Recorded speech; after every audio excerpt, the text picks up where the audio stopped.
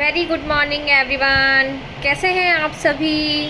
I hope कि आप सभी अच्छे होंगे। चलिए आज हम इस वीडियो में वन नेशन वन इलेक्शन के बारे में कुछ जानते हैं। जैसा कि आप सभी जानते हैं कि पिछले कुछ समय से वन नेशन वन इलेक्शन काफ़ी चर्चा का विषय बना हुआ है और इसकी भारत में क्यों ज़रूरत है, आइए हम इस वीडियो के थ्रू समझते हैं। क्या है ये वन नेशन वन इलेक्शन, इसके क्या क्या फ़ायदे होंगे, इसकी शुरुआत कब से हुई? पिछले कुछ समय से, या फिर हम यूँ कह सकते हैं कि ईयर 2014 से ये बात चलती हुई आ रही है कि वन नेशन वन इलेक्शन किया जाना चाहिए। अभी पिछले कुछ दिनों पहले ही हमारे भारत के पूर्व राष्ट्रपति रामनाथ कोविंद जी की अध्यक्षता में बनी हुई कमेटी ने अपनी एक रिपोर्ट भी सौंपी है। उस रिपोर्ट में वन नेशन वन इलेक्शन को मान्यता दे दी गई है। ये क्या है वन नेशन वन इलेक्शन, इसकी शुरुआत कब से हुई और इसके विरोध में लोग क्या क्या बातें कर रहे हैं, इसके पक्ष में क्या क्या बातें चल रही हैं, इस वीडियो के थ्रू समझते हैं।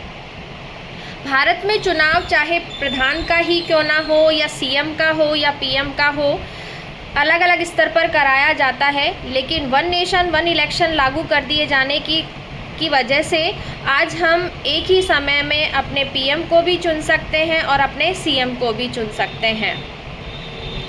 जो लोग इसके विरोध में बातें कर रहे हैं उनका ये कहना है कि मुद्दे जो है राष्ट्रीय स्तर पर और स्थानीय स्तर पर अलग अलग होते हैं। जहां राज्य के मुद्दे अलग हैं तो वहां राष्ट्र के मुद्दे भी अलग हैं। इस प्रस्ताव का अभी तक 32 राजनीतिक पार्टियों ने समर्थन किया है, जिनमें बीजेपी के अलावा जेडीयू, लोक जनशक्ति पार्टी और इसी तरह की अन्य राजनीतिक पार्टियां शामिल हैं। लेकिन कुछ 15 राजनीतिक पार्टियों ने इसका विरोध किया है, जिसमें सारे विरोधी दल शामिल हैं। इनमें कांग्रेस के अलावा आम आदमी party, Samajwadi party, Bahujan Samajwadi party और अन्य राजनीतिक पार्टियां प्रमुख हैं। लालू प्रसाद यादव की राजद पार्टी और फारूक अब्दुल्ला की नेशनल कॉन्फ्रेंस पार्टी ने इसके ऊपर अभी तक अपनी कोई प्रतिक्रिया नहीं दी है। जो लोग इसके विरोध में बातें कर रहे हैं उनका ये कहना है कि यदि वन नेशन वन इलेक्शन को लागू कर दिया जाएगा तो वोटर्स के फैसले पर असर पड़ने की संभावना बन सकती है और यदि हर 5 साल में चुनाव कराए जाएंगे तो सरकार की जवाबदेही जनता के प्रति कम रहेगी। एक दिक्कत ये भी हो सकती है कि अगर चुनाव जो है लोकसभा चुनाव अगर जीतने वाली जो पार्टियां हैं, अगर वो अपना काम ठीक ढंग से नहीं करेंगे तो उनके सामने विधानसभा चुनाव के समय दिक्कत खड़ी हो सकती है।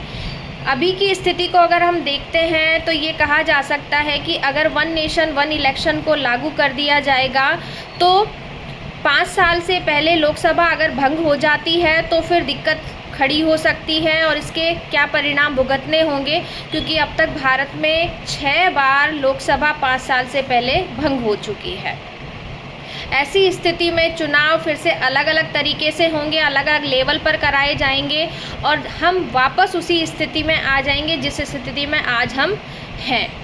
अब जो लोग इसके पक्ष में बातें कर रहे हैं या जो जानकार हैं वो यही बातें कर रहे हैं कि हर साल 5 से 6 राज्यों में चुनाव कराए जाते हैं। एक एग्ज़ाम्पल हम उड़ीसा का लेते हैं। ईयर 2018 में जो है वहाँ पर चुनाव कराए गए और लोकसभा और विधानसभा के चुनाव जब साथ कराए गए तो ऐसी कंडीशन में उनके नतीजे भी अलग अलग निकले, जिससे कि उन्हें फिर से चुनाव कराना पड़ा। और इसका फ़ायदा एक ये भी हो सकता है कि वन नेशन वन इलेक्शन लागू कर दिया जाए तो आचार संहिता को कुछ समय के लिए ही लागू कर दिया जाएगा, क्योंकि हर 5 साल में चुनाव होने पर आचार संहिता जो है लंबे समय तक लागू कर दी जाती है, जिससे कि सरकार के कार्यों में हस्तक्षेप बढ़ता है। तो अगर वन नेशन वन इलेक्शन की ज़रूरत महसूस हो रही है और इसको लागू कर दिया गया है तो ऐसी कंडीशन में जो है आचार संहिता के ऊपर जो है कम प्रभाव पड़ेगा और आचार संहिता कम समय के लिए लागू होगी और जो चुनावों के ऊपर जो खर्च किया जा रहा है उस खर्च में भी थोड़ी कमी आएगी।